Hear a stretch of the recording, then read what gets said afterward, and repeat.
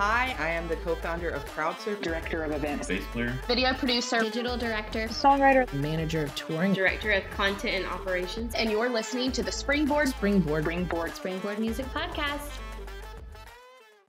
Coming up, we'll hear from video producer Ryan Byrd about her journey from college to successfully freelancing on her own. She'll walk us through how students actually paid her to be part of their projects in college and how she was one of the first employees of the 254 Collective in 2020, a video company that was founded amidst the pandemic. I know sometimes you go and do liners and stuff. Is that ancillary? Is that part of producing? Is that a different part of what you do? Yeah. So usually when we're doing liners or things like that into the audience, liners are when an artist, they basically get in a room and they say 1,000 things really fast, and all of those liners go to radio, or they go to Pandora, or they go to Deezer, or all of these different music platforms. Like, I'm Rachel Hession, and you're listening to 101.7 The Buzz. Yeah, so obviously every artist has to do that, especially when they're promoting a new album or a new single is coming out. The swipe ups or whatever. Yeah, the swipe up, now with social media, there's some, we have to film it horizontally and vertically and all of the things. So as a producer, what I do with that, I'm just kind of coordinating what that day looks like. I'm not coming up with those liners or anything. That is the label. So the label will reach out to me or they reach out to me a lot of times actually for the liners. And then I just build the right team. Like, I just make sure we have a good video guy. We've got great monitors on set, all of those types of logistics. But liners are, in our world, a very easy day. Like, if we hear that we have liners, we're like, heck yes, because we are not moving locations. There's no actors, there's no extras, there's no picture cars. I mean, you set up, you put your artist on a stool, set up the camera, and we're there until the artist is done. And those are my favorite days. Yeah. So I want to go back when you graduated. Yeah. And you kind of just fell into producing because you realized your skills fit that with planning and budgeting and leading meetings. When you graduated, then what? Like, did you intern Great anywhere? question. How had you? Yeah. So during college, I had tons of internships. I did an entire summer out in LA where I interned with the Producers Guild of America, which was really enlightening for just a lot of what I wanted to do. And then also, what's the name of the company? I always forget. Kinetic Content. I don't even know if they're still around. They may be. That did reality TV. So I interned at both of those places. Yeah, so it was just cool to kind of gain an understanding. I mean, I was an intern, so of course I'm doing a lot of crap work that nobody wants to do. But I was fine with that. I was, observing a lot and listening and just learning how people operate. So I did those for an entire summer out in LA. And that's also when at the end of those, I said, I don't think I want to be in LA. So that was a good realization to have as well while I'm still in college. And then in Nashville, yes, I had tons of different internships. I interned for like a film marketing company. So I kind of saw marketing and distribution side of things. In the film world, I interned and had an editing internship. Like, I did all of these different internships.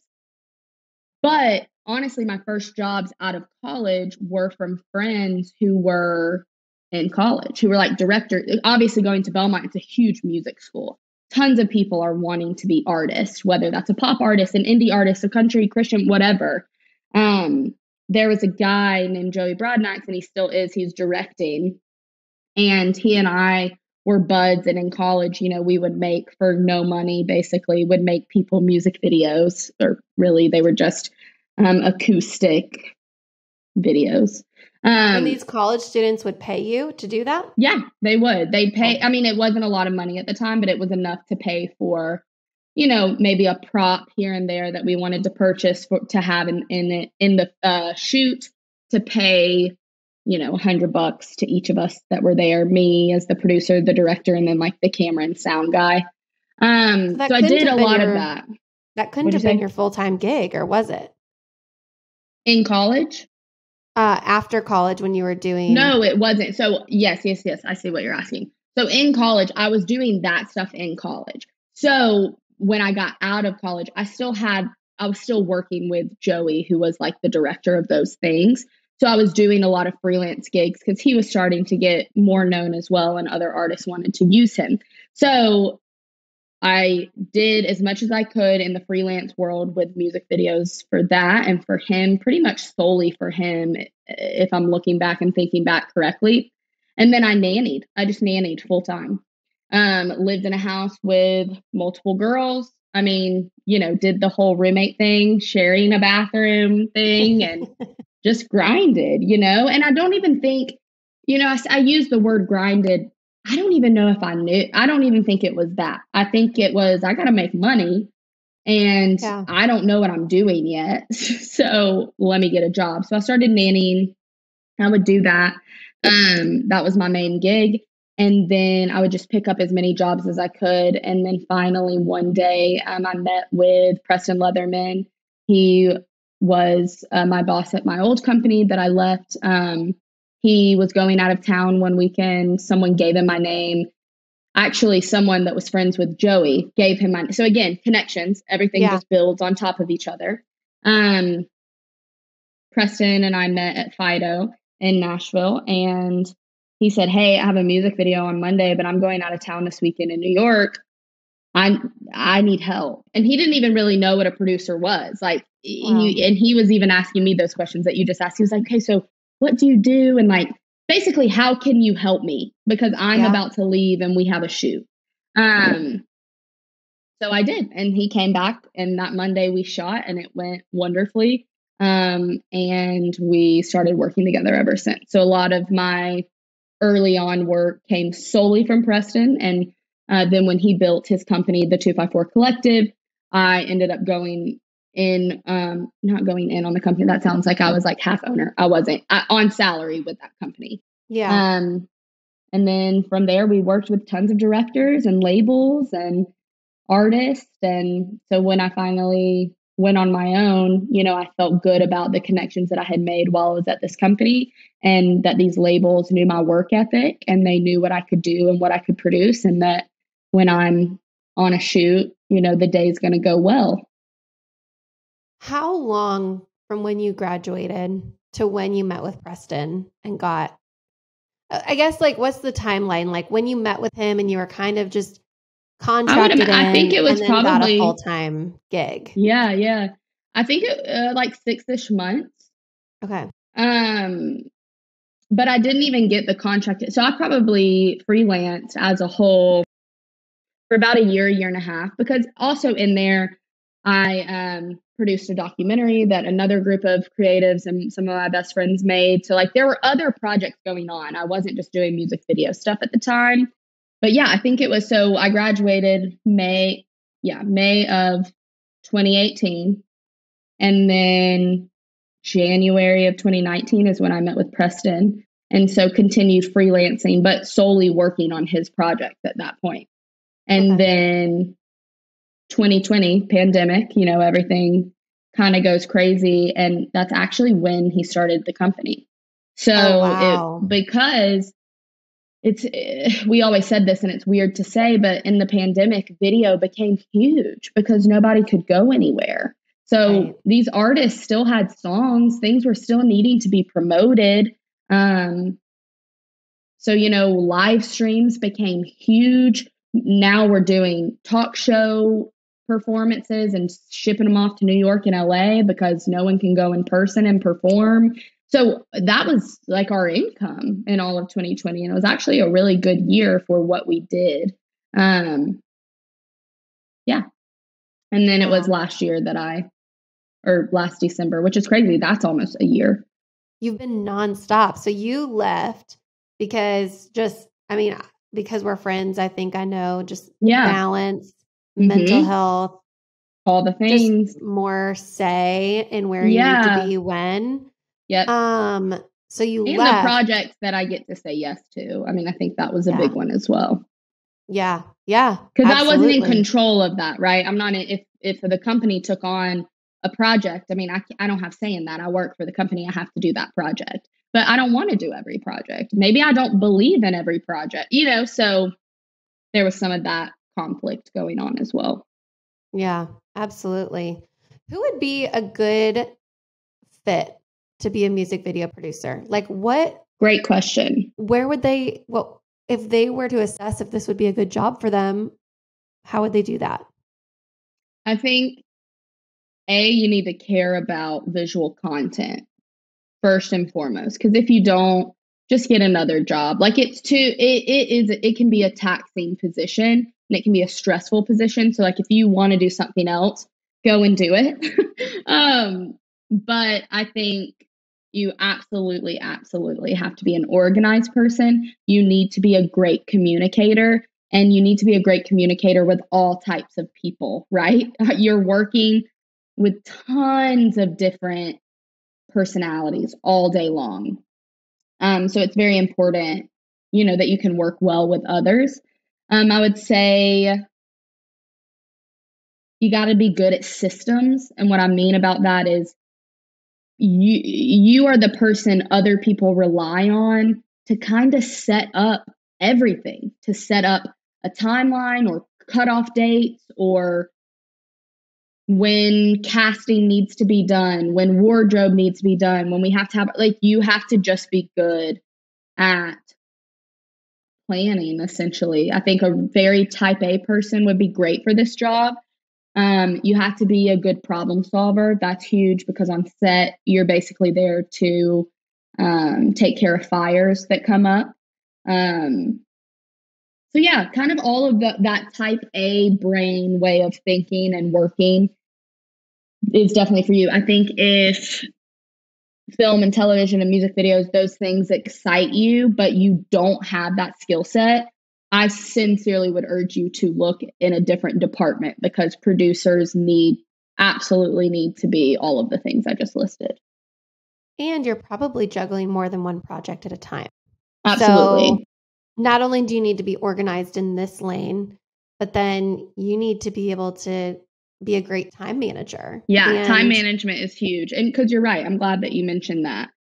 Yeah, like while I'm wrapping one project, or maybe on set of a shoot, I'm in pre-production of a shoot that's the next week. So it's a constant cycle. So yeah, that's a great point. Time management is also huge. And because you're most of the time, depends on who you work with. I work with different types of directors that work differently, but you also have to make sure your director's on time, or your director knows. So you're kind of being, you're running the show. You're running the show. Yep. And if something falls through, if something isn't there when you need, that falls on your shoulders, because it was on you to kind of be the overseer of this entire thing.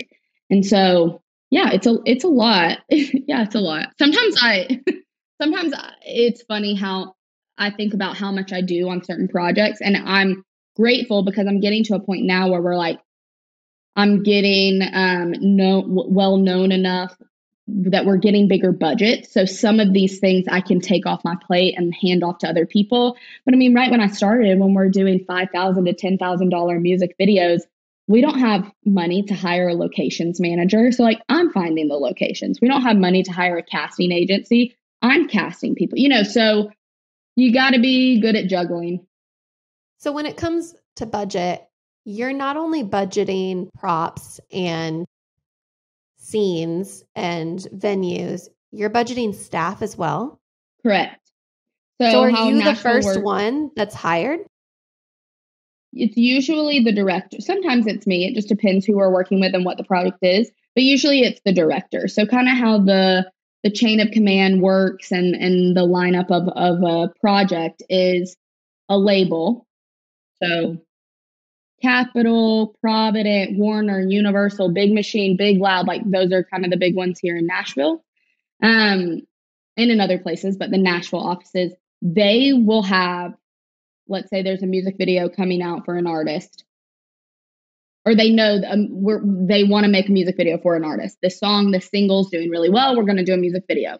They will, what they call these solicits, and they'll solicit a treatment to tons of directors. So all the directors in Nashville basically will get an email of the artist, the budget, if there's a concept or an idea that's already been thrown around, maybe the artist already has an idea of what they want the video to be, that'll be included, the production date that the artist can film on, and then the song. And so it's a weird game because then all these directors write out these treatments, which I already kind of talked about, kind of these PowerPoints on steroids situation, and then they send them back. Sometimes the labels say, hey, you didn't get this, but most of the time these directors never get a response, and then they see that it's come out and they're like, oh, I guess I didn't get that job. So that's a bummer. Wow. But for the ones that do get it, obviously the label reaches out and they're like, hey, like the artist loved your treatment. You've been awarded this project. That's kind of the verbiage that they use. So from there, a director's first call is a producer.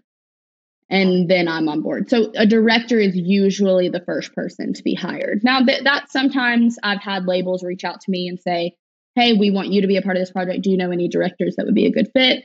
So that happens too, but majority of the time it's a director, and then the director first call is the producer.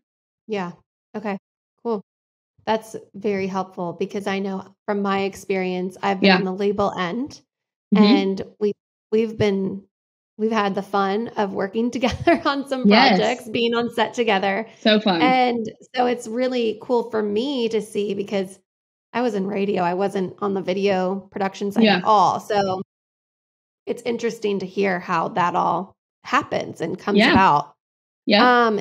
You had mentioned kind of the skill sets that you need. And not only do you need good communication and good time management, but it sounds like you also need really good networking skills to be able to know the casting directors and to be able to know who, rents out that venue and build those relationships. If somebody is listening to all this and they're like, yeah, like I have those skills, I have that passion, I care about creative visual content, what do they do? Say they're in high school or in college. What would you recommend they study? Or like what can they do now in their version of Enterprise Alabama? Oh, I love that question. That's sweet. I mean, research is never going to hurt anybody, right? So watch the things that you love and then find out who made those things. And then look up those people on Instagram or look up those people on IMDb or whatever it may be and find your way in there. I mean, I'll get DMs. I met with someone last week, even a student at Belmont currently, that found my name in the grapevine, and just see how you can help. I mean, ask to take someone to coffee and ask them questions. And that's the thing, you kind of have to be unapologetic about it, not in an annoying way, but if you really admire someone and what they do and you want to do that, hit them up, send them an email, find their number, cold call them and leave a voicemail and say, hey, I'd love to take you to coffee. Like, can I pick your brain? I think this is something that I want to do. No one's ever, I mean, even this, Rachel, like you asked me to do a podcast. I'm like, heck yes, I'm in. People love talking about themselves, what they want to do. Yeah. And so that's my advice. My advice is figure out what you like. Think about the type of stories you want to tell. Figure out who makes those stories that you like to see on your TV, on your Netflix, on your Hulu, and then reach out. Just sincerely reach out and see what happens. Because now that I even met with that student, she's on my mind, right? So like, maybe rooting the next for her now. I'm rooting for her. Yeah, she's on my mind. And so I don't know, maybe the next project, if she's available, I'll see if she wants to come shadow or assist or, because she's on the forefront of my mind. And I think a lot of people, absolutely, emails can get lost in the shuffle. Those direct messages on Instagram can get lost in your message requests. But if you keep doing it, I'm not responding to someone's email because I don't want to see what they're about. I'm just not responding because I'm busy and then it gets lost. So like, if you're continuing to reach out, I'm going to bite. It just, sometimes it takes time. One of the massive misconceptions about our industry, and probably about any industry, but I can only speak from ours, is how people think that other people are inaccessible, that I think the massive misconception is that's inaccessible to me. Yeah. Whereas actually the truth is it's very accessible. Like, yeah. Everybody is willing to help everybody. Everybody, to your point, loves to talk about themselves. It's flattering. Yeah. If somebody's like, hey, you don't know me at all. I came across you. I'm a fan and I want to chat with you. Heck yes. Heck yes. And guess awesome. what? And guess what? I do that. I watch independent movies all the time. And then I look up those people on Instagram and I send them DMs. Have I ever heard back? Not yet. But like, that doesn't keep me from saying, oh my gosh, I watched this movie. It's so good. I love your work. Hit me up if you ever do anything in Nashville, or if you're in Nashville, I would love to take you out. Like, I do that. So, I mean, I'm practicing what I preach here. I'm not just saying, reach out, someone will get back to you. I mean, do it. That's literally connections and networking, and getting to the next step is all about who you know. And I know people say that and then you can feel a lot of pressure, but it is and can be really authentic. Like every person I'm meeting with, or the people that want to meet with me, no one's under this impression that like I have to get them a job. Right. So it's just a normal human to human coffee or meeting. And then if something comes up and a project fits or something's right, I mean, sure, like we'll take a chance and we'll do it. But I mean, those opportunities are never going to come if you're just sitting idly. Like they definitely aren't going to fall in your lap. Sure, maybe if you're an actor or something like that, yeah, maybe you might get lucky and get a shot. You don't just get lucky being a producer. That's not how this job works. No, because people are handing you everything. They're handing you the budget. They're trusting you to get it done. I think networking has never been easier. The fact that we can network through a DM on our couch. Crazy, yeah. And the amount of students I've talked to who don't do that is wild. Like that is you can do that while you're watching your favorite show. You can do that while you're waiting for your date to show up to dinner. You can do that while you're waiting in the doctor's office. It's never been easier to make connections. Yeah. Than it is now. I agree. No, I completely agree. And I think that, because I'm trying to put my head back into when I was a college student. I mean, I think I felt probably what held me back from doing it more was an intimidation factor. And so I think it's important for me to share even on this. And I think if you're ever, ever, ever talking to anybody and they think or act like they know everything, run away, red flag. Totally. Because here's the deal. There is absolutely no reason for someone to reach out to me and feel intimidated to meet in person or to talk on the phone. Because guess what? I'm still learning. And guess what? I was in your shoes as well. So it's like, I don't know. I feel like there's this disconnect. And I get it. I mean, there are absolutely, you're saying those people that are unreachable in a way. There are people like that I look up to that I'm like, I would never reach out to them. Like I'd probably have to go through their agent. You know Sophia what I mean? Bush, but if you're listening. Oh my God, obsessed. Obsessed with you. Obsessed with you. Obsessed with you. But just don't be intimidated. Everybody is learning and growing, and everybody has a lane and everybody has a pace. So if you feel like, oh man, you're listening to this and you're like, I haven't done any of that, that's okay. Start now. If this is what you want to do, like don't be discouraged because you feel like you're behind or because you feel like inadequate to talk to somebody. It's just a human to human thing. Yeah. Yeah. I completely agree. I know when I was a college student and I went to college in the middle of nowhere, Indiana, with no stoplights. There were two blinking yellows. And my networking was networking fairs. That's what I thought was my best shot, was once or twice a year at a networking fair. And it was like Walmart came. Like that's not going to help me with my goals at all. And had you imagine me walking around like, do you know what A&R is? Yes, I can, Rachel. That's why I'm laughing. Well, okay. When you went on your own, did you already have clients lined up?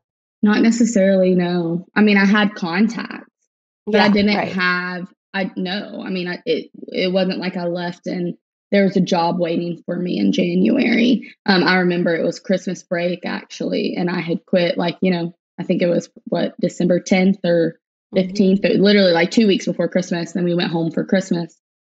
And right after Christmas, it was still December though. It wasn't January just yet. And I got a text about a job. So it was like this blind faith in a lot of ways, but also not blind faith because I knew that would happen. It was just letting the first one come. And then once the first one came, they just kept coming, and you just have to get the word out there. Like people did it for the longest time. I mean, even 6 months ago. I mean, it's not always a smooth transition in regards to that because I'll get random things or people still don't know that I'm on my own. But as a whole, I think people understand that I'm freelance now. And it was just after I got that one job, it was like it was a funnel of more jobs. So do you have jobs with your do you get paired with your old company? Yeah. Mm-hmm. I do. That's so cool. And the company that I was actually at is they're not dissolving, but they're just operating completely differently than it was when I was there. So they've made a lot of changes on their end as well. But yeah, I could honestly go back and look at, because as you'll know, as a freelancer, you got to keep up with all of your bills and your expenses and all the things. So, I mean, I have a list of every single job and I would say 25% of my income this year came from my old gig. That's so cool. Yeah. That's so cool. So that's really a testament to how you left too. You left so well. Yeah, it was such a clean break, which is nice. I'm grateful for that. And great guy that was leading it up. So it was very smooth. And I think that's the thing. It's like, and you'll know this as well, when you're in a creative industry, obviously there are years and years of how people do something and do it one way. But in a creative industry, if you're not growing and evolving, you're missing out. And you're going to change. Things are going to change. Roles are going to change. The way you're going to do your job is going to change as long as you're in a creative industry. So I think people just have to understand that and roll with that maybe more than we thought we could 20 years ago or something. I would agree with that. I have learned more and more and more what a small industry it is.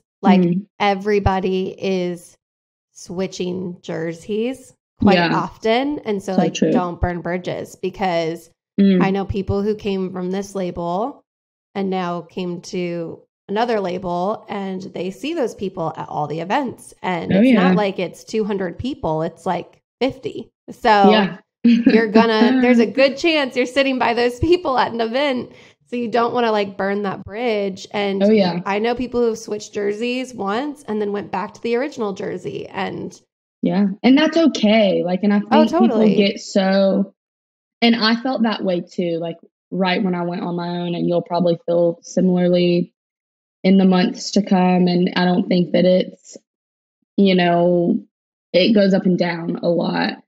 It's okay. People, if you don't like this, if you don't like being on your own, you can go back. You know, I never thought, okay, if it doesn't work on my own, then I'll never have a job for the rest of my life. I'll go get a job. I'll look for a job and get one, But I knew that I was just at a point in my life where if I didn't try it, other things in my life were suffering at that point. So I needed to make that jump, and it's turned out to be a really good jump. So, and I'm grateful for that. But even if it wasn't a good jump, I'd have moved on to something else, and that would have been cool too. I think we put too much pressure on ourselves for this idea of success, or not wanting to fail after and totally valid feelings, but it's okay. I think we're deeming ourselves failures. I don't really think anybody else is thinking that hard about us. I really don't. Well, and I think that is something, yes, everybody struggles with, but in this industry, when your entire community, your family, your friends, your childhood friends know that you have this wild out there goal or dream, you don't want to look like the fool who dreamed too big and now you have to settle. So it's you have this internal pressure of I have to be successful. I have to succeed at this. And that's really interesting. That makes me think of high school, like getting ready to apply to colleges and stuff.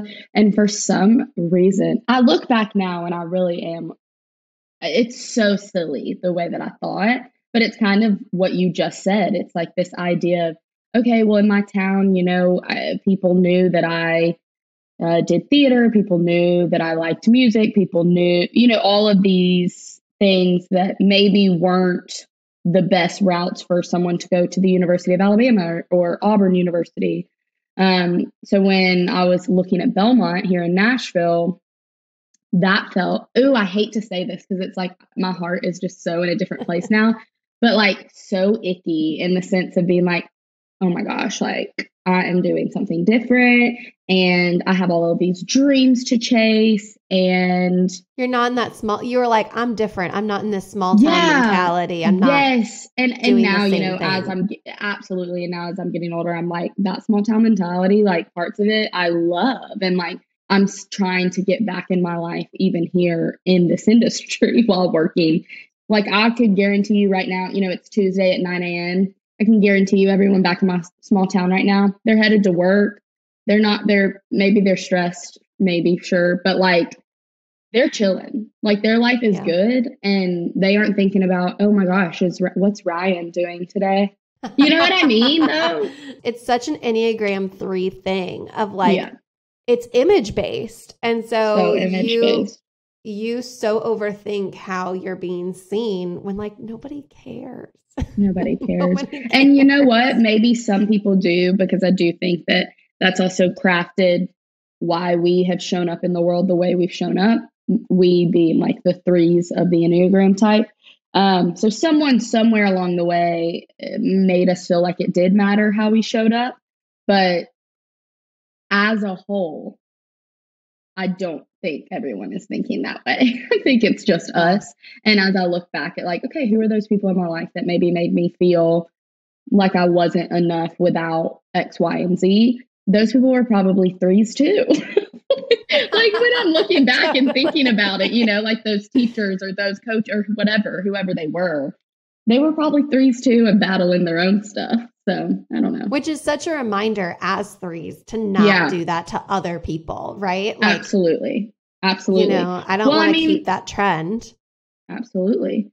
Well, and my example, and I'm going to talk about this a little bit when I talk to a TM, tour manager, but my example of proving to people that it's not glamorous is, hey, if you're on a tour bus, you have to tell everybody if you have to go number 2. Like if you have to do more than pee, because you have to stop, bus, baby. You can't do it on the bus.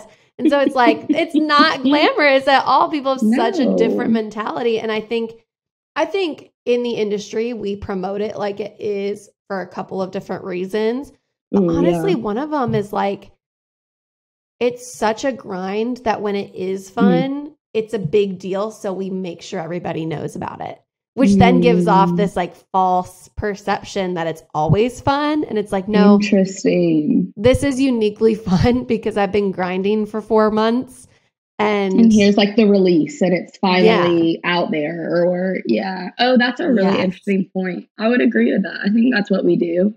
But it's interesting how you say that, because of course people would think all I care about is work, or, oh, look what she's doing. It's so cool. When I personally am putting that out there in the world. I'm putting it on my Instagram. I'm posting when these videos come out. I'm posting about the crew.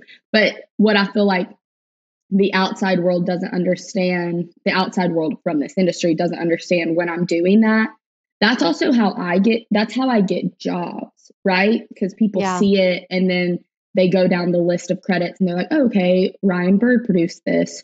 Cool, let me reach out to her. And it's also why we credit every single person on the crew, so that if someone likes something, oh, let me go down this list. Who worked on this shoot? Let me hire them. So it's weird because we're posting on a social platform that everyone gets to see, all those people from my hometown, everyone here, right. So I understand why people think that. I totally understand it, which is why for me, again, I know it sounds so silly, but you definitely think about like your Instagram feed in a creative field. It's why I do both, because I was like, I don't want people to just think I'm out here caring about work, because I'm not, you know? Did you consider ever doing a separate Instagram account? Yes. And a lot of people do that. That's too much work for me. I don't have time. And it's so hard because it's like, I do care, yet I don't care enough to like do that. Well, I think, and because I'm my own entity, right? Like Ryan Byrd is the product. Right. So Ryan Byrd is a person. Ryan Byrd isn't a company. Ryan Byrd isn't an LLC. Like, so it feels harder to like, oh, I'll have a business account and I'll have a person. It's like, it's all me. I don't know. You know? Yeah. Well, and I think it helps people trust you because they see who you are, not just what you do a little bit. And it's like, oh, she seems cool. She's somebody I'd love to have on set when it's a long day, it's a stressful day. Yeah. Extras may not be doing what they need to be doing. Yeah. I know, like, she's going to keep the energy up because you do. And you're so authentic on your page and so relatable in it. In the next episode, we hear why Ryan doesn't believe that she's actually living the dream. There were so many great things that I wish I could just sit down and hear all of your thoughts about what we just discussed. Since I can't, I would love for you to tag me in a post highlighting a quote or a topic that resonated closely to you at Springboard Music.